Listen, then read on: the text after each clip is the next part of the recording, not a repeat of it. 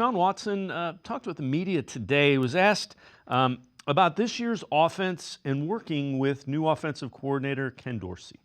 It's a different scheme that is very similar to what I did before in Houston, coming from the same kind of similar background, and just being able to have, Ken, who played the position, being with some high-class quarterbacks in Cam and Josh Allen, and just being around a lot of football, very smart. And he's a very player-led coach, just like Stefanski, and he let his players kind of, do what they need to do for their talent to be shown.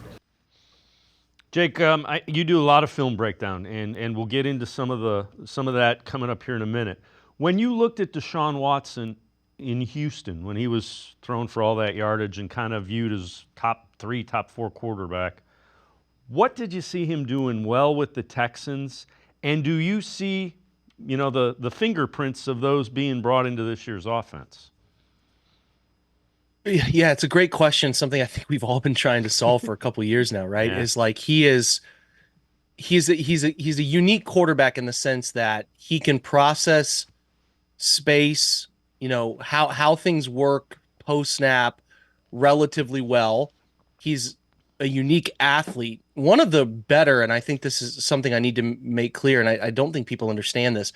He is really talented at pushing out of trouble, out of chaos. Like when somebody misses a block, when things break down, and this was still on display last year, was really good at getting away from the first free rusher or the first guy to get after him. That stuff is still there. I think there's a level with him of the style of which he wants to play. The way I would phrase this is Kevin is very rigid. If you follow the Kubiak tree of coaches, which track all the way back, obviously, to Shanahan, Kubiak, his offensive coordinator, and then takes it and does his own thing. It is a very regimented system that doesn't allow for, and there's good and bad in each. We don't have to go into that, but like it just doesn't allow for much post-snap change of concept. And what I mean by that is if the defense does one thing, how do we react, right? The idea of what that offense is at a baseline level is it's supposed to eliminate, it's supposed to dress up things that look confusing for defenses, but it's supposed to be very simple for the offense. That's why a lot of Shanahan and Kubiak systems have been very friendly for quarterbacks. So the way I would phrase it is like they simplify everything while making it look tricky in a unique way. And that does allow for a lot of scheme stuff to come open, but it also can be hindered when teams get better at it, defending it. So teams, let me put it this way. 10 years ago, fewer offenses were running this system.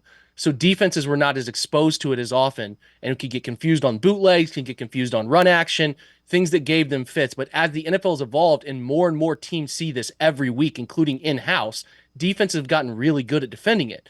So by defenses getting really good at defending it, you have to find counters now. You have to change who you are. And I think Stefanski got kind of tired of the rigidness of what they were doing with their offense and wanted more insightful answers about how to change things. That's why he brought in different coaches, different thought processes. And I think, again, kind of harkening back to your original question, Deshaun was really at his best in a specifically designed RPO system that it's not all RPO stuff, but they were very creative in the usage of it in his final year.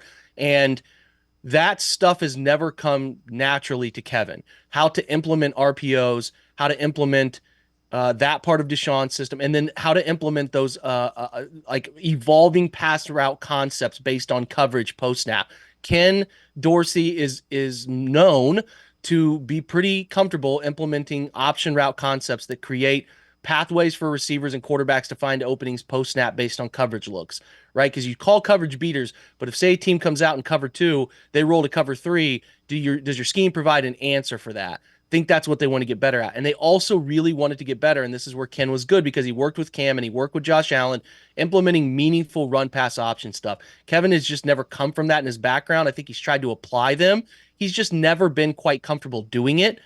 And it's been obvious like how he's structured it, how he's called it, and how to implement it in a meaningful way. That's just something they've lacked. So they bring in Tommy Rees, who's really good at that stuff between his Notre Dame OC run and then last year at Alabama.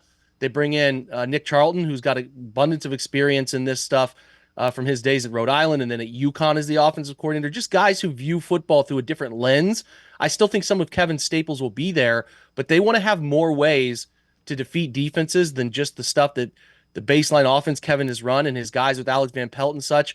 They just need more. They needed more ways to think. They needed more ways to process and more ways to adjust on the fly. And I think implementing somebody like Ken and those guys around him that can think back to what Deshaun was best at and actually apply the stuff that he was best at is a way that you can see Deshaun just be better through the natural RPO stuff, through downfield throwing out of empty looks and different variations of routes that come open based on coverage. I think that's just like the baseline. You could get into the weeds with this stuff quickly, but the baseline big overview of what it looks like, I think those are the two implementations that they really wanted to have answers for.